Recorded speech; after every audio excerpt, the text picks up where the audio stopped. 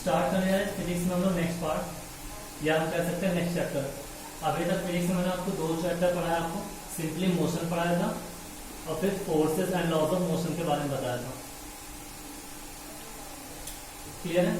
अब यहाँ पे जिनके लिए मेन आप लोगों को करना क्या है, ये 2 चैप्टर जिनके प्रिपेयर होंगे उनके लिए चैप्टर ऑटोमेटिक इजी हो जाएगा।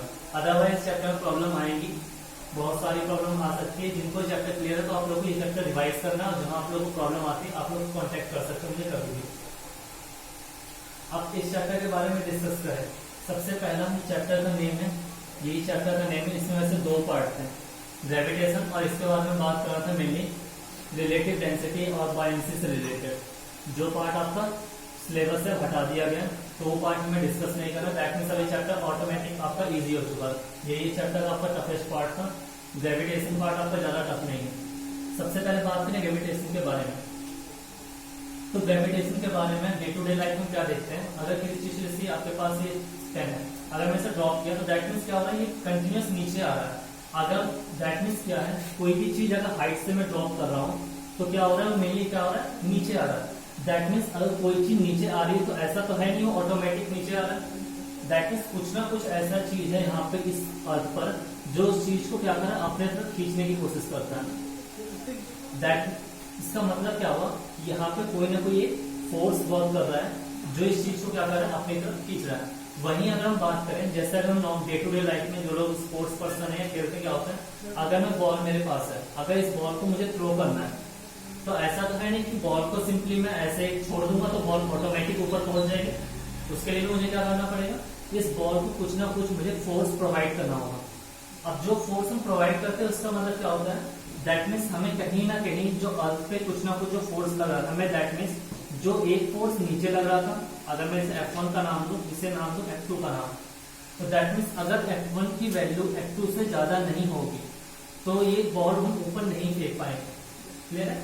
ध्यान से समझना। दैट मीन्स F1 की वैल्यू हम क्या रख रहे हैं, हमेशा ज्यादा रख रहे हैं। दैट मीन्स मुझे इससे कुछ ना कुछ ज्यादा फोर्स लगाना पड़ रहा है जब जाके बॉल यहाँ से नीचे से ऊपर जा रही है। लेकिन ऊपर जाने में भी क्या हो रहा है, ये बॉल एक टाइम तक तो ऊपर जाएगी यहाँ पर, और ऊपर जाने के बाद क्या होता है, मैंने आप लोगों को ज्यादा तो बताया, अब मैं बताऊंगा इसके बारे में। बॉल जो सबसे हाईएस्ट पॉइंट तक पहुंचता है तो उस केस में क्या होता है, बॉल वहां पे कुछ देर के लिए स्टे करता है, एक फ्रैक्शन ऑफ सेकंड के लिए वहां पर रुकता है और उसके बाद वो फिर से वो नीचे आ जाता है। तो इसे हम क्या कहते हैं, राइज पीरियड, जब वो ऊपर की तरफ जाता है, और जब वो नीचे आ रहा है तो उसे हम कहते हैं डिवेल पीरियड। क्लियर है? तो बॉल नीचे है, दैट मीन्स यहाँ पे मैं ऑब्जर्व कर दिया, जब यहाँ पे F1 की वैल्यू F2 से मैंने एक्सीड कराई तो मैं बॉल को ऊपर फेंक पाया। ऊपर फेंकने के बाद यहाँ पे बॉल कुछ देर के रुका और वहां से अल्टीमेटली जैसे रुकने के बाद फिर कुछ ना कुछ ऐसा फोर्स था, अब ये F2 की वैल्यू F1 से ज्यादा होने का काम क्या हुआ, अब ये यहाँ से बॉल नीचे आना स्टार्ट हो गया। दैट मीन्स नेचर में कुछ ना कुछ ऐसा फोर्स है जो चीजों को अपनी तरफ अट्रैक्ट कर रहा है। उसी फोर्स को हमने नाम क्या दिया, ग्रेविटी का नाम दिया। क्लियर है? तो ग्रेविटी क्या है, मेरे लिए अट्रैक्शन फोर्स है।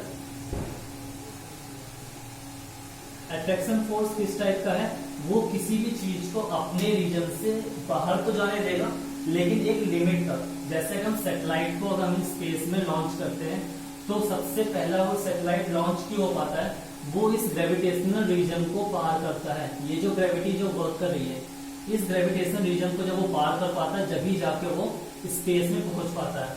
दैट मीन्स मुझे कुछ ना कुछ इतना फोर्स लगाना होगा कि सबसे पहले अर्थ के ग्रेविटेशनल रीजन को पार कर सके। क्लियर है? अब यहाँ पे क्या होता है, जैसे अर्थ के पास क्या है, 2 पोल होते हैं, एक होता है नॉर्थ, एक आपका होता है साउथ। तो अर्थ क्या करता है, एज अ मैग्नेट वर्क करता है। अब एज अ मैग्नेट भी वर्क करता है और अर्थ के पास का ये पोल ऑटोमेटिक, यहाँ पे जैसे आपके पास मैग्नेट में क्या होता है, अगर मैं मैग्नेट को ब्रेक करता हूँ बीच में से तो ऑटोमेटिक वो नॉर्थ साउथ डेवलप कर लेता है अपने आप, पोल्स जनरेट हो जाते हैं और वो एक कंप्लीट मैग्नेट बन जाता है। सिंपली अर्थ भी क्या आपका है, पोलर है, पोलर रीजन, दैट मींस अर्थ एक टाइप का मैग्नेट है। अब यहाँ पे जैसे मैं इस रीजन को पार करना, दैट मींस मुझे यहाँ से कितना फोर्स लगाना, फोर्स लगाने का मतलब ये बाहर जाएगा अर्थ के ग्रेविटेशनल रीजन से। तो इसी फोर्स को मैंने नाम क्या दे दिया, ग्रेविटी। अब ग्रेविटी के बारे में और अगर मैं डिस्कस करूँ, दैट मीन्स नेचर में कुछ भी चीजें हैं, दैट मीन्स वो आपस में कहीं ना कहीं वो एक फोर्स से कंबाइंड होते हैं। अगर मैं यहाँ पर एक चीजों को प्लेस किया, ये दूसरा चीज, अगर मैं सबसे पहले बात कर लेता हूँ स्पेस के बारे में। स्पेस में हमारे पास गैलेक्सी है, गैलेक्सी में जो हमारा सोलर सिस्टम जिसका नाम देते हैं मिल्की वे का नाम, इसमें क्या होता है कई सारे आपके प्लैनेट्स हैं। अब आपका ये है सन, सन के आसपास कुछ अलग प्लैनेट्स हैं और इसी सन के आसपास क्या है कोई और प्लैनेट है, और दैट मीन्स इसी तरीके से आपका ये प्लैनेट्स का पूरा क्या है रीजन है। अब सब आप लोगों को पता है क्या होता है, जितने भी प्लैनेट्स हैं वो अपने एक्सिस के अबाउट रोटेट करते हुए आगे बढ़ते हैं। क्लियर है, ये उनकी एक्सिस होगी, एक्सिस पे वो रोटेट करते हैं और उसके बाद वो आगे चलते रहते हैं। तो ऐसा तो यहाँ पे दैट मीन्स क्या इन दोनों के बीच में कुछ ना कुछ ऐसा हो रहा है जिसके कारण क्या हो रहा है वो अपने पाथ पर ही क्या हो पा रहा है, चल पा रहा है। क्लियर है, जैसे आप लोगों ने अगर मूवी देखी होगी मिशन मंगल, मिशन मंगल के केस में क्या दिखाया गया, ये ऑर्बिट क्या था जो आपका सैटेलाइट लॉन्च किया गया था, सैटेलाइट को एक पर्टिकुलर ऑर्बिट पे छोड़ा गया था। वो सैटेलाइट क्या होता है एक पर्टिकुलर ऑर्बिट पे घूमता रहता है, धीरे धीरे उसकी क्या कही गई थी कि उसे अपने सैटेलाइट अपने रीजन से बाहर जाना है। रीजन बाहर जाने का काम क्या किया जा रहा था, बार बार उसे इंजन को स्पार्क किया जा रहा था। इंजन स्पार्क करने के बाद उसको पाथ को चेंज करता हुआ फाइनली उसे उस ग्रेविटेशनल रीजन से बाहर निकालना था, जहां पर उस पे ये सन से लगने वाला या जो भी प्लैनेट है उस प्लैनेट से लगने वाला ग्रेविटेशनल फोर्स क्या हो जाए, वीकर हो जाए, जिससे वो उस रीजन से बाहर निकल जाए और जहां भी उसे जाना है उस रीजन में वो पहुंच जाए। तो यहाँ पर वही चीज होता है, दैट मीन्स दो मासेस अगर मेरे पास है तो उनके बीच में कोई ना कोई अट्रैक्शन फोर्स होता है जिससे कारण बाइंडेड होते हैं।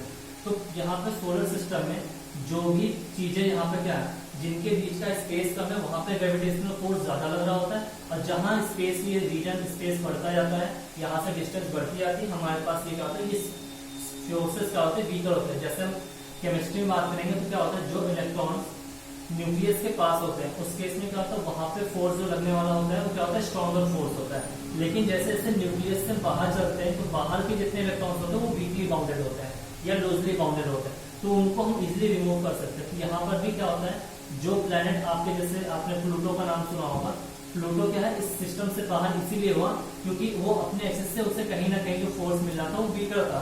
तो वीक फोर्स होने का क्या हुआ, वो सिंपली इस एक्सिस को जो उसका पाथ था उसे वो रिटेन नहीं कर पाया, फाइनली वो इस सिस्टम से वो बाहर निकल गया।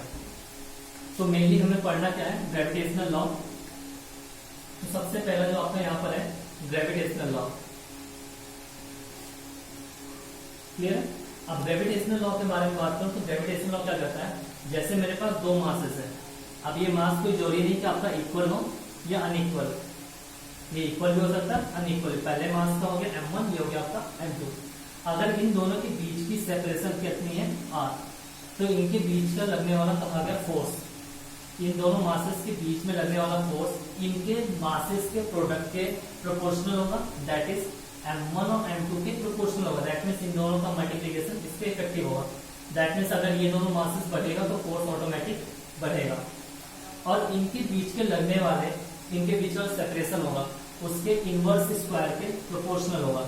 यहाँ पे सबसे मेन चीज क्या है, कंफ्यूजन स्टूडेंट्स के साथ क्या होता है, इस आर को रेडियस समझ बैठते हैं। तो यहाँ पे आप लोग को ये चीज नहीं समझना, ये रेडियस नहीं है, ये यहाँ की इन दोनों मासेस के बीच का क्या है सेपरेशन है। क्लियर है। तो इस सेपरेशन का इनवर्स स्क्वायर, दैट मीन्स ये हो गया इनवर्स रिलेशन। दैट मीन्स अगर ये बढ़ेगा तो फोर्स ऑटोमेटिक क्या होगा, घटेगा, अगर ये घटेगा तो ये ऑटोमेटिक बढ़ेगा। तो इस चीज को अगर मैं कंबाइन करूं तो इन दोनों कंबाइन करने पे क्या मिला, एफ प्रोपोर्शनल क्या हुआ m1 m2 upon r square. Clear. अब प्रोपोर्शनलिटी साइन को हम हटाते हैं तो क्या मिलता है, ग्रेविटेशनल कांस्टेंट की वैल्यू जिसे हम g से डिनोट करते हैं, g m1 m2 upon r square. Clear. ये आपका आया किसी भी दो मासेस के बीच में लगने वाला फोर्स। क्लियर। इससे बहुत सारे न्यूमेरिकल्स मिलेंगे, अच्छे भी न्यूमेरिकल मिलेंगे और टेढ़े न्यूमेरिकल्स भी मिलेंगे। सारे हर तरह के न्यूमेरिकल्स मैं आप लोगों को समझाऊंगा आगे। अब यहाँ पे क्या है, ग्रेविटेशनल कांस्टेंट की एक फिक्स वैल्यू होती है 6.67 10 के पावर 11। क्लियर है। ये वैल्यू आप लोग देख लेंगे, वो आगे भी मैं समझाऊंगा। बाकी पहले यूनिट की बात करते हैं। ग्रेविटेशनल कांस्टेंट से कोई चीज लेना देना नहीं है। ये आपका हो गया केजी, ठीक है। तो आपका हो गया केजी, कितना केजी स्क्वायर, और ये हो गया आपका मीटर।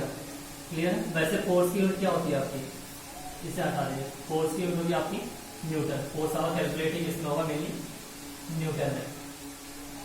क्लियर है। आगे हमें निकालना होगा, जैसे जी की वैल्यू निकालनी है तो जी का क्या हो जाएगा, यहाँ से मल्टीप्लाई कर लेंगे क्रॉस, तो जी की वैल्यू जाएगी F multiply by R square upon m1 m2।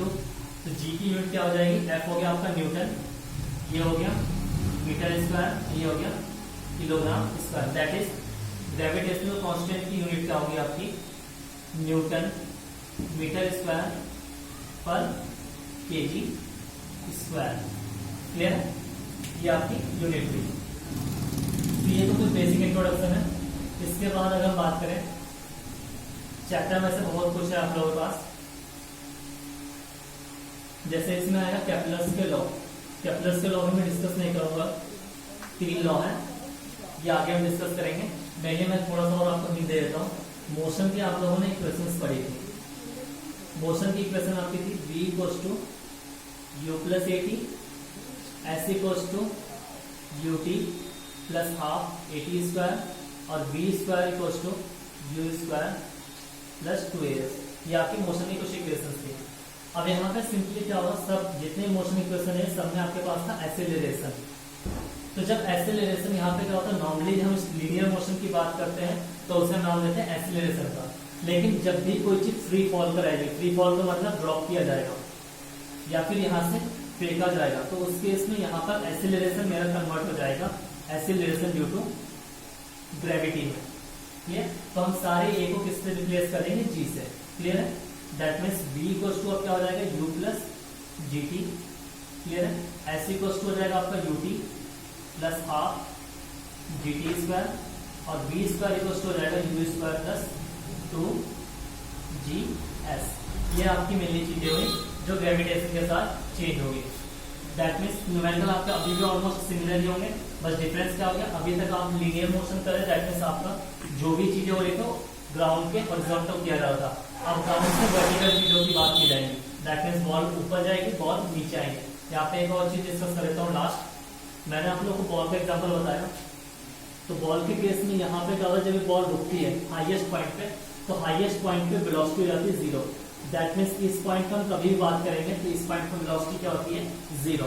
बाकी यहाँ से जो उसकी इनिशियल स्पीड होगी और यहाँ से जो उसकी फाइनल होगी वो देख लेंगे क्वेश्चन के अकॉर्डिंग। आज के लिए इतना ही रख रहा हूँ, बाकी हम आगे डिस्कस करेंगे। Thank you.